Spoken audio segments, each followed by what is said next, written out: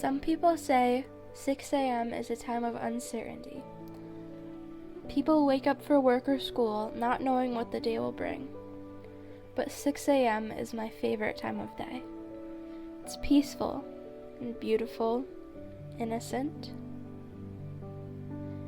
This is how the world looks at 6 a.m. Have you ever woken up early and observed the environment around you?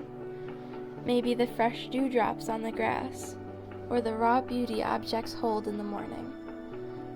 Maybe the trees gently blowing in the crisp air. These are all things I've come to appreciate throughout my life. The moss growing on branches, or how the soft earth feels beneath you. The thorns on the branch, greenery on the damp wood, even raindrops on a piece of grass.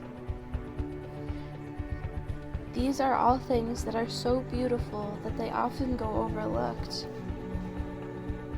Getting lost in nature means that you have the ability to find yourself. Finding happiness in the smallest things makes you appreciate life so much more.